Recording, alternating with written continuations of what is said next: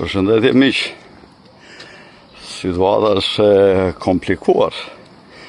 Nuk është kaq e thjeshtë dhe entuziaste. Mund të bëhet edhe keq. Rama tha diçka që po i ka unë qa do bëni nga armiqtë e jashtë.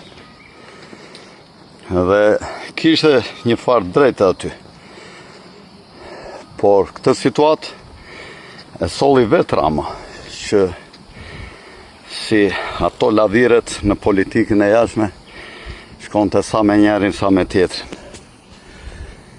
E mori më qafë në ngrata e Berishës bashkë me Aleksandrin, e kërkonin me çdo kusht në ngratën që mos kishte opozit fare dhe mos e mdanin pushtetin me askënd.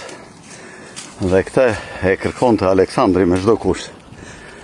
Po Berishën, Rama në fakt manovrovi, e mbrojti Berishën, pavarësisht se u oq sikur deshte në ngratën, si që deshte Aleksandri që ta sundonte vetëm aju Shqipërinë, mos ndante me asnjë pushtet tjetër me faktorët e brendshëm, dhe ta kishte si qipligun e vetë. Dhe u përfshi në këtë çështje vegla dhe masha e Sorosit, Antony Blinken, këllir, komplet, fund e krye. Dhe filloi dërgonte emra të biznesmenëve në për ambasada që jeni të dyshuar për korupcion të këtyre oligarkëve, biznesmenëve të fuqishëm. Dhe këta u vjen, thanë, na fshin në një vend, se të gjitha kanë nga një kleçkë në biografi, të gjitha, edhe miri. Dhe ata ja u din, e i thonë, t'i ke këtë kleçkë në biografiti dhe je duke u shqyrtuar. Dhe tash i doli babushi. Tha, ore, tha, jepni juve ndonjë lek, tha, se kam gjetur unë një mik të shtrenjtë, thash, për me goni galin. Ky ja u mbyll gjerat, po duhen sa lek të paguani. Dhe këta filluan dhanja 32 deri 35 milion euro të gjitha. I thirrja me atë nezën dhe për llogaritë Ramës ja u mblodhi në Kosovë, në Shqipëri, devolve, që ishin me radhë të gjitha këtu rretherot. Dhe vajti mund të jeti përfshirë në këtë çështje dhe Hunter Biden me Aleksandrin dhe me Antony Blinken, i ndan ato 35 milion të këtyre fshatarëve, si që i quajnë ata nga Ballkani, se që janë ca këllira, ndë thonë, t'ja u mbledhim lekët, se na kanë thënë që kanë lekë ca gallar atje në fshat. Edhe këta si sultanët, ja u mblodhen kështu me këtë marifet. Dhe pastaj i bën në ngratën Ramës me këto lekë. Ja dhanë, i ndanë me Blinkenin dhe Blinkeni tak në ngratën Ramës. Mirë po, doli afera se njerëzit e Trumpit e kapën dhe arrestuan me goni galin dhe aty doli dhe emri Ramës në dosje, si kishte qenë kjo afera, e cila nuk ishte vetëm shqiptare, po ishte edhe me gjerë, me deri paskën, me ca rus, kishte punë të vetaj me goni galin, e na intereson kjo gjë e shqiptarëve. Dhe Ramës i ngeli që ngeli këtu tash nga Trumpi, për cilin kishte folur në 2016 që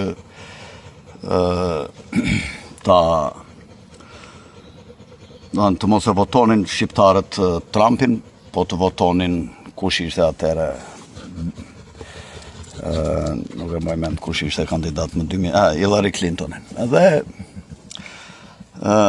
tash i ka ligj të fortë që kush korrupton punonjësit e FBI-t dënohet nga gjykata dhe juaj Amerikan çfarë do që tjetë mund të përfundojë, se quhet krimi rand, mund të përfundojë në Guantanamo. Dhe Rama kërcënoheshe me Guantanamo. Dhe pas erdhjes rikthimit të Trumpit në 2024, ky mendoi tash që Trumpi ishte zoti botës dhe i kthevi kurrizin Sorosit Aleksandrit dhe u lidh me dy mënyra, në 2018 nëpërmjet grekëve, nëpërmjet Nicolas Gage, u lidh me grekët, të cilët i thanë do të mbyllim ne dosjen, Po me kush korridoret energjetike që kërkonte ExxonMobil të kalonte nga Durrësi dhe Vlora për në veri të Ballkanit dhe për në Evropën qendrore, si dhe për në lindjet të Ballkanit, për në Bullgari, Rumani, Hungari, në qikë më në qendër, do kalonin korridoret energjetike, rjetet e gazit nëpërmjet Shqipërisë, e cilat sigurisht që do të fitonte për metër kub gaz për kilometër, si që janë ato çmimet, ndyshe me tavan. Dhe kyta që i kaloi ande dhe këta lobuan lobi grek që të mbyllesh çështja e këtij me Gonigal. Dhe më pas kjo ofrua dhe me sionistat nëpërmjet Gerald Kushnerit dhe nëpërmjet atyre këshilltarëve të vet që kishte pasur vazhdimisht, qoftë ke Sorosi, qoftë ke në Shtetet e Bashkuara, dhe u ofrua shumë edhe me sionistët si një double valvull, do më thënë sigurie për punën e vetë, dhe ata i kërkuan qiksi shumë, po kjo u dha, sepse e kishte kokën në mors. I thanë ata duam të, ja ku i kini. Dhe ky ka bërë marrëveshje dhe marrëveshje të fsheta. Parlamenti ka kaluar në dienin time në fshetësi votimin e Ishullit Sazanit. Dhe shtratëti kombëtare nëse është kështu, dhe nga Berisha dhe nga Rama. Dhe të gjithë ata deputet duhet hyrë në burg nëse kanë firmosur që t'ia falin Kushnerit, qoftë edhe Zoti tjetë, po t'ia falin dënohen. Ajo tokë është e shqiptarëve dhe është qendër strategjike dhe Shqipëria është një urë, s'është as lindje as perëndim siç ishte Ramizi, dhe ne duhet ta ruajmë këtë status që ta kemi mirë dhe me lindjen dhe me perëndimin. Sa herë që ata të jenë në konflikt, ne të mos i shërbejmë asnjëherë palës tjetër.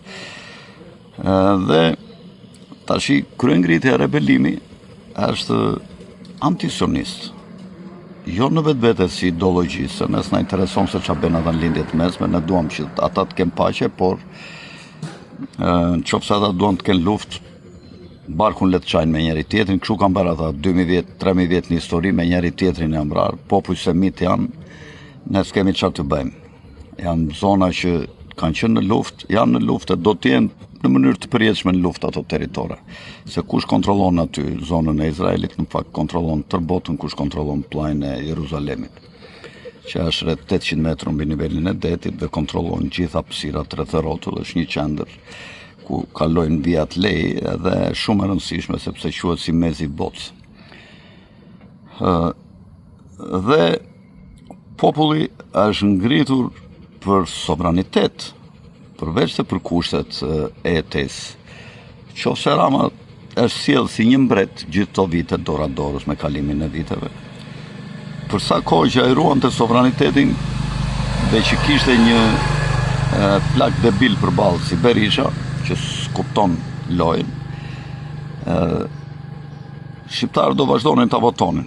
Por ata nuk e falin, edhe baba po të ishte, qofse fal tokat tuajve, shqiptari nuk të fal. I ka mbrojtur me gjak, nuk e ka dhënë një kristaqi baba dhe gjyshi i Ramës që i fal tuajve. Shqiptarët nuk të falin, vetëm për tokën. E ka mbrojtur me gjak, kanë derdhur lumen gjaku dhe male me eshtra, kanë rënë për të mbrojtur të toka dhe s'ka bëkë që t'ja u marrë tokat shqiptarëve. Sionistët, ne sionistët, popujt e tyre i kemi shkelur me këmbën e shqiptarët, niprit e Aleksandrit, niprit e sundimtarëve të Egjiptit, qoftë të lashtë, qoftë modernit, një tjetër, qoftë të Egjiptit modern. Me Ibrahim Aliun e ka mbajtur 14 vjetë, këta shuraqët qofot bënin shurën para shqiptarëve. Tash i do na marrin tokat ne këta, pse kemi dekur neve të na i marrin, s'ka bëket na i marr tokat neve shqiptarëve. Na i morën njërë në 2013, na ngushtuan, se këta kanë qenë, Rothschildët kanë qenë që organizuan gjithçka vetëm për të na goditur ne, sepse nuk teshi një popull të fuqishëm aty afër me zeu. Po tash i bollme se populli shqiptar kanë ndërgjegje shumë të lartë, nuk mund ta shuajnë tër popullin ton. Tash i rreziku ekziston. Kjo është qëllimi kryesor i kësaj interviste, këta do përpiqen ta mbajnë Ramën dhe me forcë, madje kanë sjellë edhe forca speciale, ka hyrë Mossadi e kështu, po ku pyesim ne as për Mossad, as për po e ndam trurin që do bëhet, një gjë do bëhet se s'bën. As për CIA, as për shërbimet e tjera sekrete të lindjes ruse. Shqiptarët po ju hap syri tret, s'ka kush i mban me, kur janë drejt në tyre. Ne si biem qafas një populli tjetër. Dhe këta tash qofse bie Rama dhe vjen një qeveri nacionaliste, jo kjo qeveria e këtyre sorosianëve, Qori, Lapaj, ajo Altin Goxhaj, tërë këta janë sorosianë, po bëjnë sfurzien, Kristi Pinderi, ku e di unë legët të bëjst. Aty në shesh, 99.99% janë nacionalist atdhetar, të cilët kanë dalë kundër imperializmit, kundër sionizmit. Politika idiote e Trumpit e bëri një nga popujt më pro-amerikan, e futi në tension me Shtetet e Bashkuara, por populli shqiptar e kupton që populli amerikan dhe qeveritë amerikane në përgjithësi kanë qenë mike dhe luajale me popullin shqiptar, ka treguar historia edhe në luftën e parë botërore, mbas luftës parë botërore me presidentin Wilson, kur CFR-ja, Council on Foreign Relations, në Këshilli për Marrëdhëniet me Jashtë, me kolonelin Eduard House në krye i dha, dhe me pikat që ta caktuan, i dhanë pavarësinë e 13-s të Londrës, 13 dhe kufijtë e Londrës, 13 të Shqipërisë, por sidomos dhanë një ndikim të madh në çështjen e Kosovës.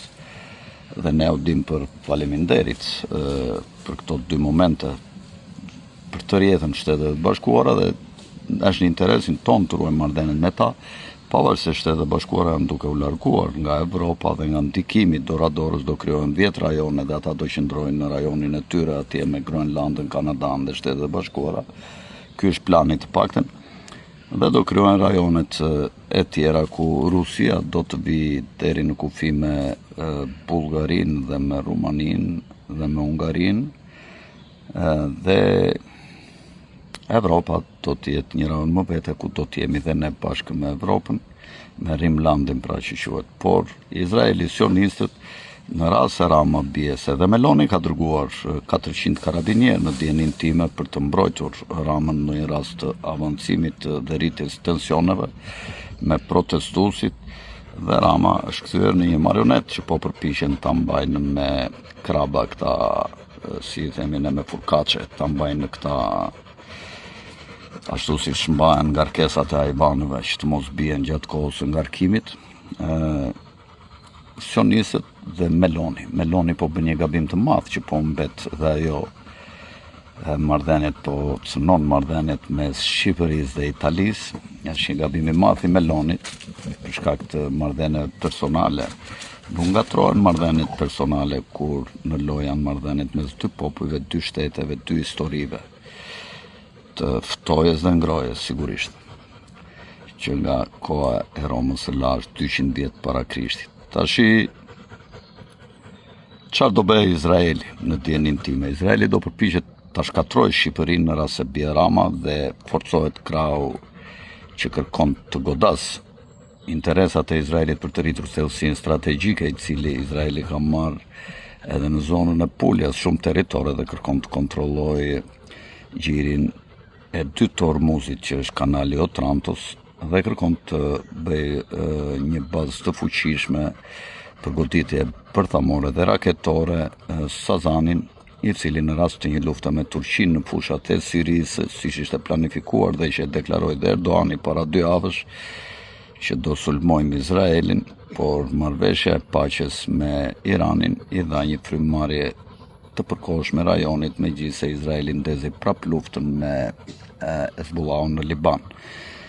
Tashi Turqia ka shumë mundësi të tërhiqet në luftë me Greqinë, në qoftë se Greqia e futur nga Izraeli gjendoj sebeb dhe sulmon Shqipërinë e Jugut me ato teoritë e tyre të Borjo Epirit, pasi ky Konstantinos Mitsotakis është një cop legeni, më legen se ky Rama, dhe më prosionist dhe kukull me tela e sionistëve, se sa Rama ndaj Izraelit. Ky ka lejuar dhe ka bërë marrëveshje në 2016 ose 2017, siç ka deklaruar Yanis Varoufakis, i cili në këtë kohë largua nga qeveria, kam bërë një marrëveshje që në fakt rrezon sovranitetin kombëtar të Greqisë, në të cilën thuhet që Izraeli mund të përdorë bazat aeroportuale dhe tokat e Greqisë për të në rast të ndonjë konflikti me shtete të ndryshme rreth rrotull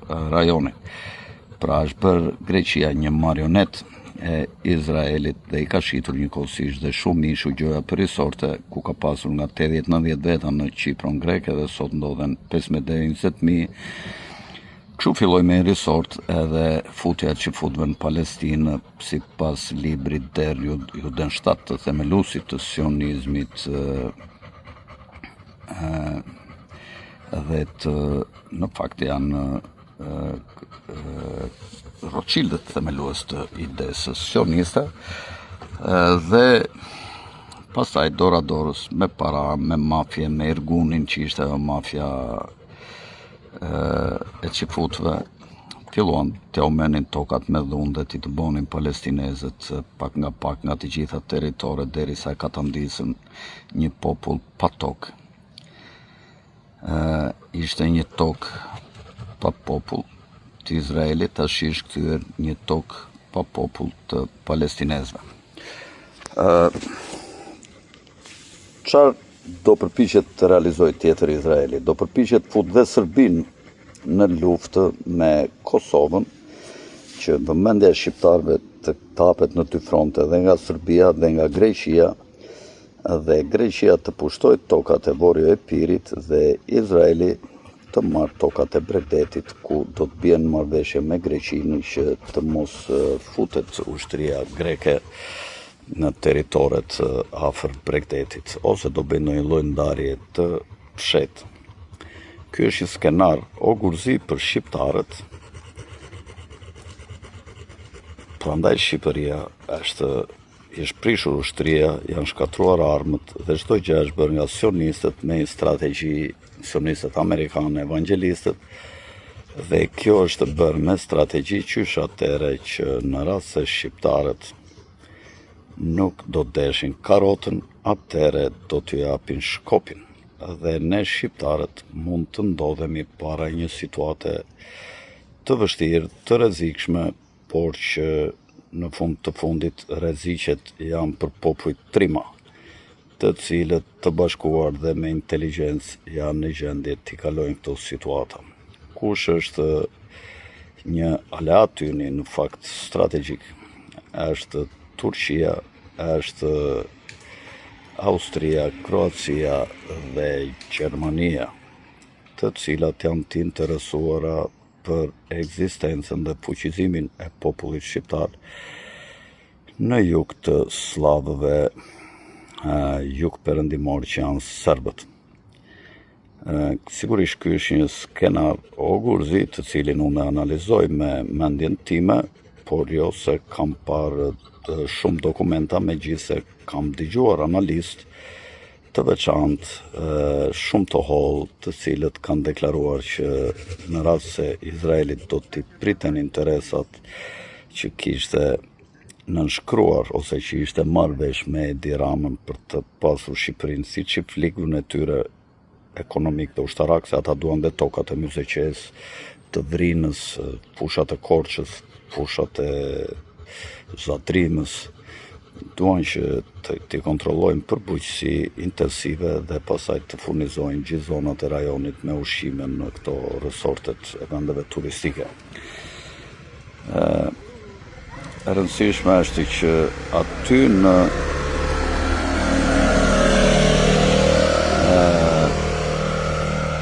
rrugën rebelim, jo rebelim, po në protest, aty në protestë shumica janë nacionalist, janë antisionist, anti-imperialist, janë sovranist, të cilët e duan Shqipërinë, nuk kanë urrëtie për asnjë popull tjetër, por nuk mund të lejojnë popujt e tjerë që të na shkelin e me këmbën na përdorin si prostituta.